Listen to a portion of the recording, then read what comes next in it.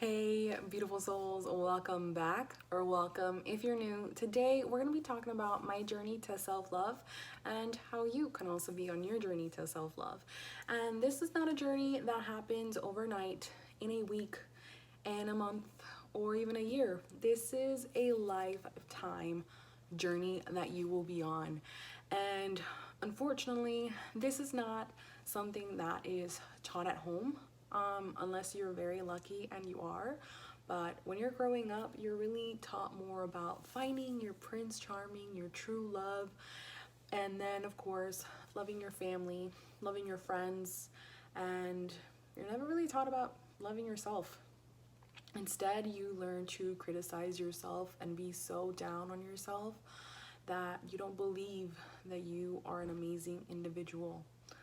And I grew up being a very shy person. I was never outspoken. I never spoke my mind out because if not, I would get in trouble. I did not believe in myself at all. I was very insecure. I had friends around and I never realized that you are the person that is responsible to teach them how to love you. So there are people that could take advantage of you because you are so kind. People that will walk all over you because, you don't know what you're worth. And they will do everything to break your heart. And you get to a point where you're lost, you're heartbroken, and you believe you have nobody out there for you. But you continue to get up and you continue to keep on moving forward. And thankfully, I got out of my rut and I was able to find myself again and love myself, actually learn how to love myself. And it wasn't an easy journey. And thankfully, I have found people that have shown me that, of course, life is difficult because life isn't easy, nowhere near it. But life is so beautiful and you are beautiful. And I hope that you look at yourself in the mirror and realize how beautiful and amazing you are. So, before I get too emotional here, I do want to give you 5 tips on how you can be on your journey to self-love. And these are the things that helped me get started on my journey to self-love. And the first one that I definitely recommend is to read. Read things that will help you grow, that will help you realize what it is that you love and start to spark things in your mind. So, the first book that I definitely recommend that started everything for me was You Are a Badass by Jen Sincero. I think that's how you pronounce her name, but I will link that below or I'll put the picture right here of the book that I got started with. And when I first came across this book, I got into 2 chapters and I could not get into it. I wasn't ready for it. I wasn't able to accept what it was saying. But then I started rereading it again and I could not put that book down. And it made me realize that I was put here for a reason. I haven't found that reason yet, but I'm hoping I do. So that's tip number 1, start reading and start finding out the things that you like. Step number 2, do things that you love, that set your soul on fire.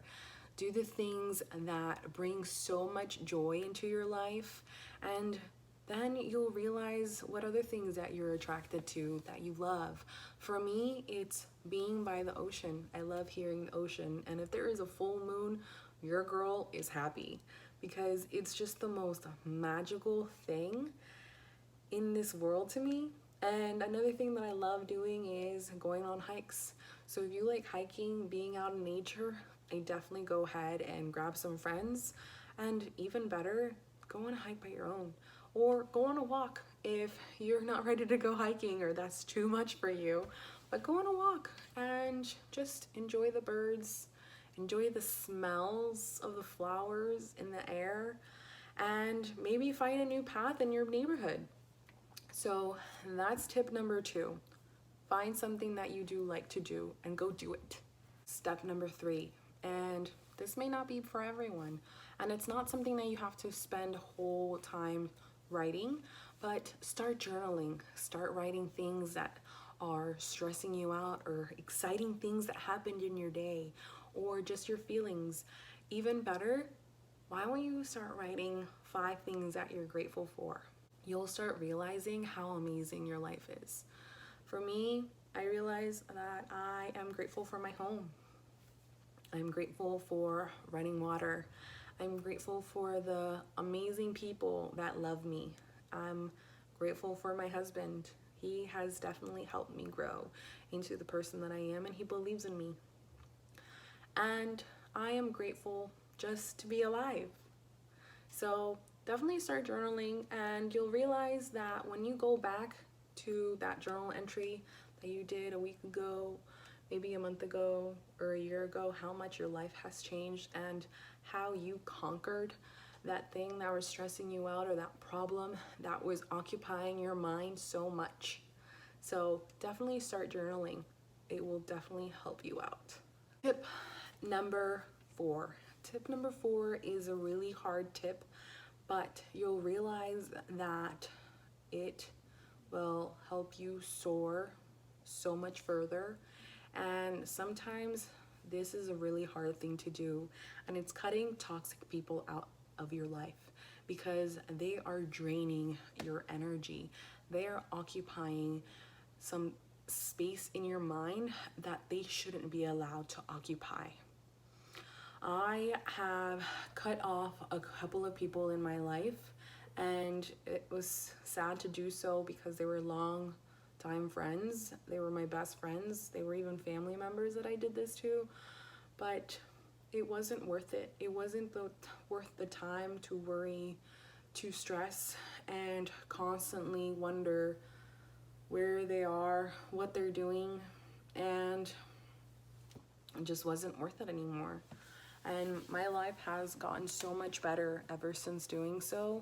And sometimes you have to set boundaries because it is beneficial to your mental health. And it may be a really tough thing to do, but you realize once you cut those people out of your life becomes so much simpler, so much happier even, and if they are people that have been in your life for such a long time. And then there's tip number 5, and that is spending time on your own. And that can look like maybe taking a bubble bath with your favorite glass of wine, or a mani and pedi date, maybe some retail therapy. I do that a lot actually. And then also another thing you could do is grab a friend and make a date with them, talk to them, express yourself to them.